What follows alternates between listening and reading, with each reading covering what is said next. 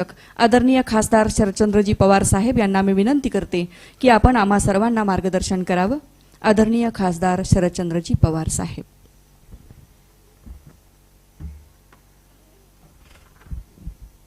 सन्माननीय व्यासपीठ आणि उपस्थित सहकारी बंधू भगिनींनो,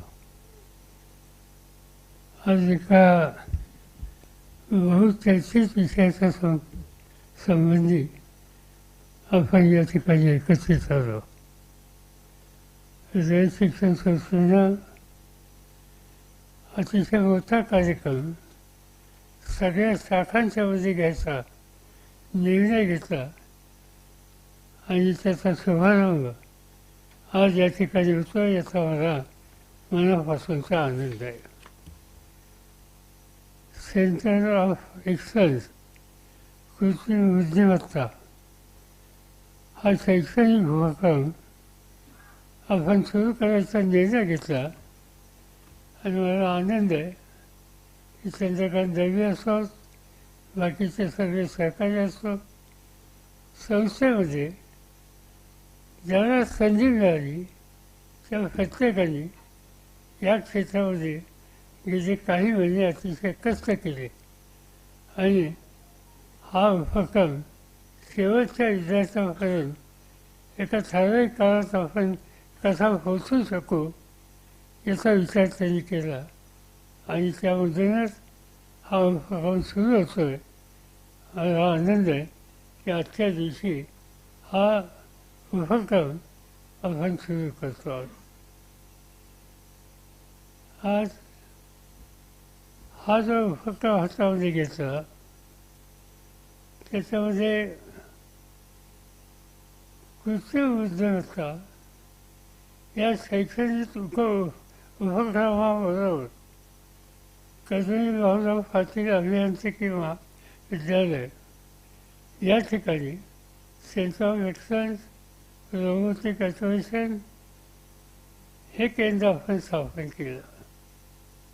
ही संकल्पना म्हणजे शिक्षण संस्था, उद्योग, संशोधन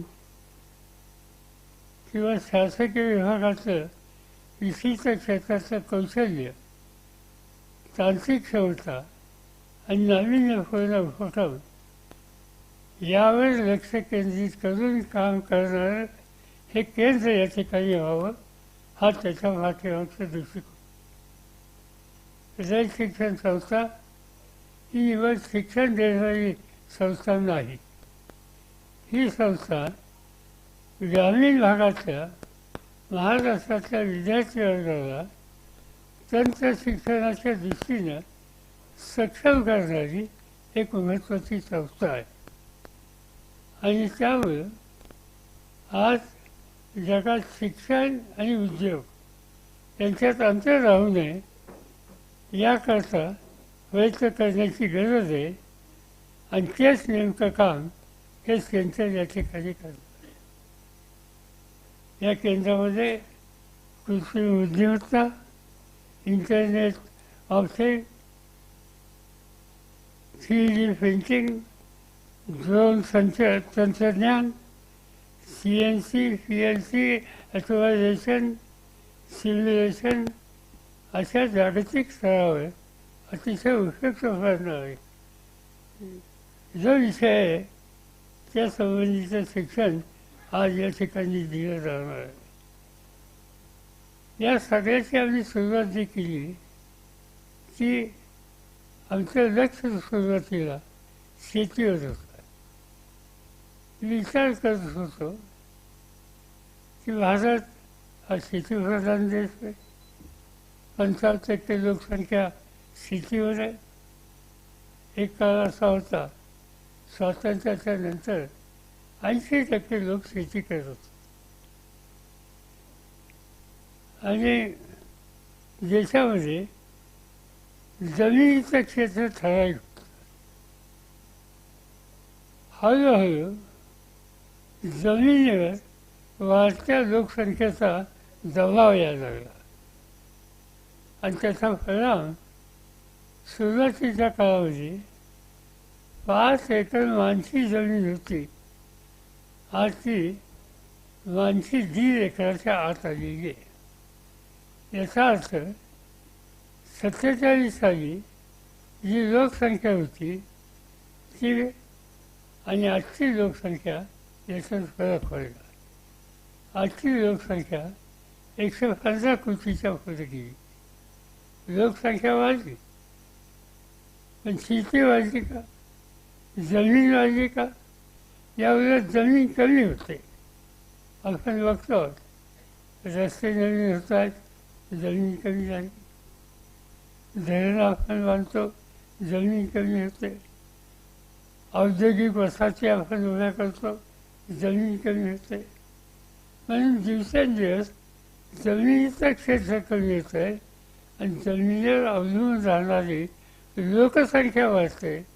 आणि हा जर विचार करायचा असेल तर या लोकसंख्येला अधिक हाताळताना काम कसं देता येईल यासंबंधीची टेक्नॉलॉजी ही कशी डेव्हलप करता येईल त्या दृष्टिकोनातून विचार. आणि आम्ही लोक विचार करतो.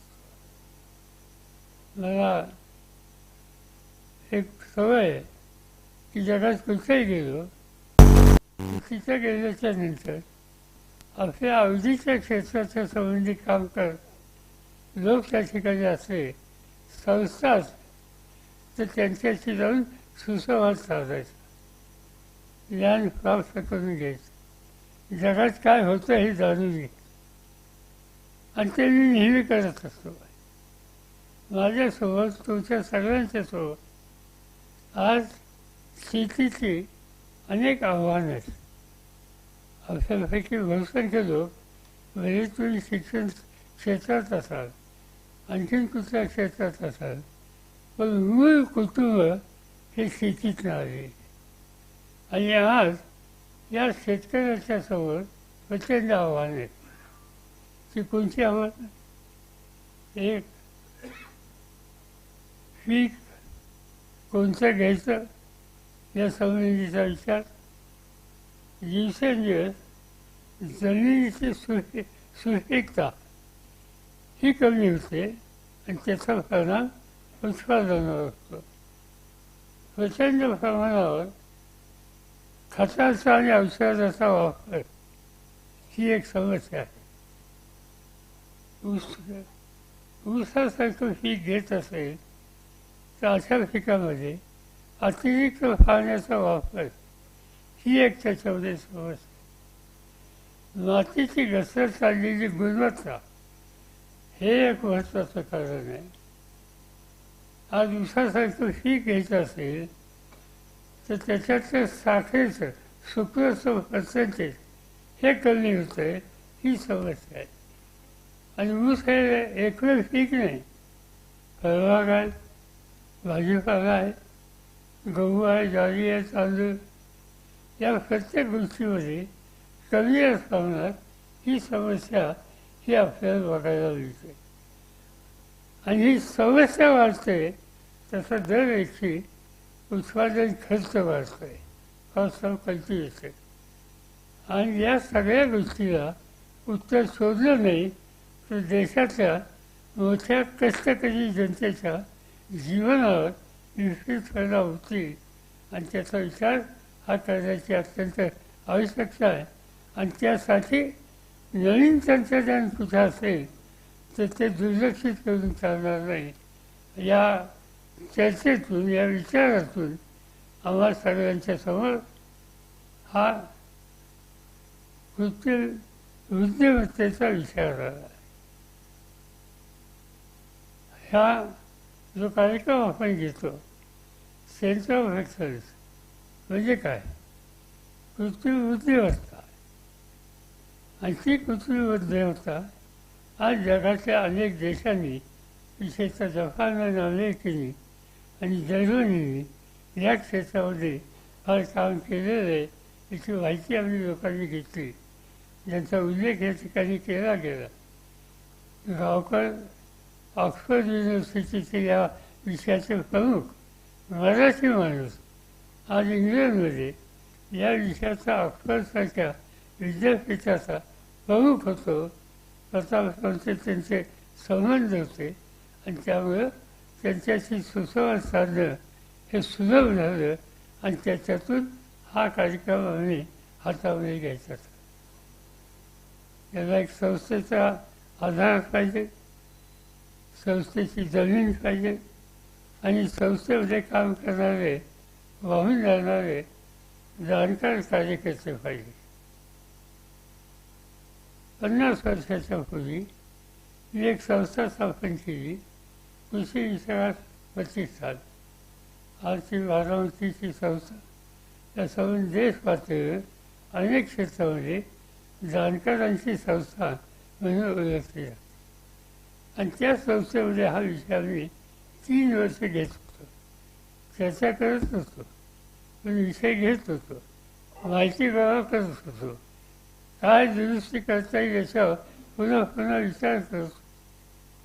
आणि 3 वर्षाच्या नंतर आम्ही या निष्कर्षात आलं की आपण करू शकतो. लक्ष घातलं आम्ही भुसावळ.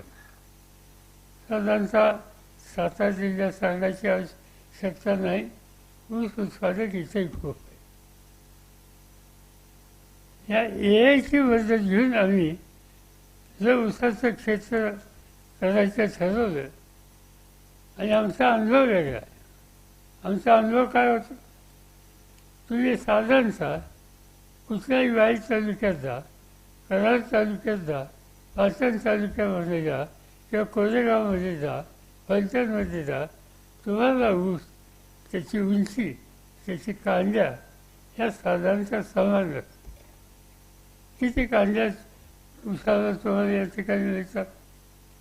किती? 12, 14, 15, 16, 18. याच्या माध्यमातून ऊस जो आम्ही केला आणि तो आधी त्या ठिकाणी जाऊन बघू शकता तुम्ही, त्याच्या साधारणतः कांड्या ह्या 24 ते 28 आहेत आणि त्याची उंची ही आपली जी उंची आहे याच्या दीडपट आहे. या सगळ्या गोष्टीच्यामुळं तिथं प्रचंड आर्थिक बदल आम्हाला दिसायला लागला. काय दिसायचा बदल? या ठिकाणी प्रति एकर 35 ते 40 टन हे जे उत्पन्न होतं, एखाद दुसरा क्षेत्र 70 काढतो, एखाद दुसरा शेतकरी 100 काढतो, पण तुम्ही महाराष्ट्राची सरासरी किंवा देशाची सरासरी ही जर खाली तर 30 ते 8 आहे. आणि म्हणून आज साधारणतः 30 ते 35 टन याच्या आसपास आपल्या सगळ्यांचं उत्पन्न असतं. आता इथे AIचा वापर केला तर ते उत्पन्न 50 ते 65 याच्या आसपास जाऊ शकतं आणि सरसकट 50 याचा अर्थ प्रचंड परिवर्तन आहे. आणि तो अनुभव आम्हाला या ठिकाणी आलेला. आता हा 50 ते 60 टन ऊस पिकवला, त्याचा परिणाम काय झाला? साखर जास्त तयार झाली, मळीपासून इथेनॉल तयार व्हायला लागलं, वीज तयार व्हायला लागली. ती वीज, इथेनॉल, साखर या तिन्ही गोष्टीचं उत्पन्न या सगळ्या तंत्राच्यामुळं 25 ते 30% वाढलं. आणखीन एक गोष्ट बघायला मिळाली की उत्पादन खर्च त्याच्यात 25% कपात आहे, अशा प्रकारचा अनुभव आहे. पाणी हा एक महत्त्वाचा प्रश्न आहे. विशेषतः ऊसाची शेती जिथं केली जाते तिथं अनेकांच्याकडून टीका केली जाते, ते ऊसवाले पाणी फार घेतात. काही प्रमाण त्याच्यात सत्य आहे, पण याचा वापर जर आपण केला तर पाणी आज जे देतात त्याच्या 40% पाण्यावर त्या क्षेत्राचं काम पुरं होऊ शकतं. याचा अर्थ पाण्याचं सेविंग त्या ठिकाणी झालं. आणि खतं कारण नसताना आपण ज्या देतो ती खतं आज 40% कमी लागतात. हा सगळा अनुभव एक AIच्यामुळं आज आलेला आहे. आत्ता आम्ही 10,000 एकराचं क्षेत्र निवडलं, 1,000पेक्षा जास्त शेतकरी निवडले आणि असा हा कार्यक्रम त्यांच्या क्षेत्रात करतो. आणि ते निवड ऊस नाही, त्याच्यामध्ये केळी आहेत, त्याच्यामध्ये भुईमूग आहे, त्याच्यामध्ये सोयाबीन आहे. या सगळ्या गोष्टीमध्ये त्याच्यात अधिक लक्ष घालायचं हे ठरवलं आणि आम्हाला त्याचा अनुभव हा चांगल्या प्रकारचा दिला. आता हा शेतीचा अनुभव आहे, तसा प्रत्येक क्षेत्रामध्ये हे आहे, काही ना काही त्याच्यावर करतात. तो उद्योग असेल, ते शिक्षण असेल, आणखी बाकीचे व्यवसाय असतील, त्या प्रत्येक ठिकाणी उत्कृष्टता हे याचं वैशिष्ट्य आहे. आणि त्याची उपयुक्तता ही समाजाचा अर्थकारण बदलण्याच्यासाठी अतिशय आहे. आणि म्हणून त्याचा गांभीर्यानं हा विचार करायची गरज आहे. मला आनंद आहे की रयत शिक्षण संस्थेने याच्यात पुढाकार घेतला. रयत शिक्षण संस्थेने निर्णय घेतला की आम्ही हा पद्धत इथं सुरू करतो, पण आम्ही ते 7 फक्त सीमित राहणार नाही. त्यांनी निकाल हा घेतला आहे की त्यांच्या प्रत्येक शाळेमध्ये आम्ही विद्यार्थ्यांना या संबंधीची आस्था निर्माण होईल आणि ज्ञान प्राप्त होईल याची सुविधा देणार आहोत. माझी स्वतःची खात्री आहे की या ठिकाणी हे काम आपण सुरू केल्याच्या नंतर रयतनी एवढ्या मोठ्या प्रमाणावर, एवढ्या मोठ्या वर्गावर हा कार्यक्रम राबवायचा ठरवल्याच्या नंतर महाराष्ट्राच्या प्रत्येक शैक्षणिक संस्थेमध्ये त्या संबंधीची जागृती होईल. आजच तुम्ही काय करता आहात हे करायचं निर्णय तुम्ही घेतला, त्याच्यामुळं ठिकठिकाणी चर्चा आहे.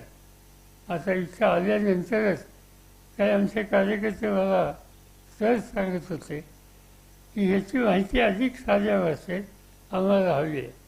की त्यांना विचारलं, तुम्हाला कुठं तुमच्या कानावर कुणी घातलं? त्यांनी सांगितलं, गावात चर्चा आहे याची, लोक याचा विचार करतात, लोक चर्चा करतात, लोक प्रश्न विचारतात आणि असं आपण काहीतरी करतो आहे ह्याची चर्चा गावागावात केलेली आहे. याचा अर्थ शेतकरी या बाबतीत जागरूकतेने बघतो. आणि ही जर परिस्थिती असेल तर हा विषय हा अधिक लोकांच्या मनात जाईल कसा, अधिक क्षेत्रामध्ये जाईल कसा, याचा विचार हा तरुणांना करायचा. आणि त्या दृष्टीनं रयतने पुढाकार घेतला ही अतिशय आनंदाची गोष्ट आहे, ज्याचा पुन्हा पुन्हा या ठिकाणी उल्लेख केला गेला. बारामतीच्या संस्थेचा, त्या संस्थेमध्ये मगाशी मी सांगितलं होतं आम्ही 3 वर्ष कष्ट केले, पण खऱ्या अर्थानं या वर्षात आम्हाला त्याची रिझल्ट दिसला. आम्ही आता इथं थांबवायचं नाही हे ठरवलं आहे. ऊस त्यांनी सुरुवात केली, पण निवड ऊस नाही, सगळ्या पिकात लक्ष घाल. माझा रयतच्याकडची अपेक्षा ही आहे की आम्ही शेतीवर लक्ष घातलं, रयतमध्ये तंत्रज्ञानावर लक्ष घालावं, रयतमध्ये शिक्षणावर लक्ष घालावं, रयतमध्ये अन्य डिसिप्लिन आहेत त्या सगळ्या डिसिप्लिन आणि AI यांचा समन्वय कसा आणू शकतो या दृष्टीने विचार करावा. माझी खात्री आहे की रयतमध्ये सेवकांच्या इतकं चांगलं टॅलेंट आहे की त्यांनी लक्ष केंद्रित केलं तर माझी खात्री आहे की वर्षा 2 वर्षामध्ये रयतचे आमचे सगळे सहकारी एक नवीन दिशा महाराष्ट्राच्या विविध क्षेत्राला देण्याच्यासाठी यशस्वी होतील. आणि जी खऱ्या अर्थानं समाजाच्या उपेक्षित वर्गाची सेवा करण्याची जी मूलभूत भूमिका हे जे रयतचं वैशिष्ट्य आहे, हा जो अण्णांचा आदर्श आहे तो या ठिकाणी कृतीत येईल याच्याबद्दल मला पूर्ण खात्री आहे. आणि एवढंच सांगू इच्छितो की कृत्रिम बुद्धिमत्ता शिक्षणाचा आज आपण शुभारंभ करत आहोत. आणि सेंटर ऑफ एक्सलन्स आज हे जे सेंटर या ठिकाणी करतो त्याचं उद्घाटन झालं असं मी या ठिकाणी जाहीर करतो. आणि आपल्या सगळ्यांची रजा घेतो. आभारी आहे.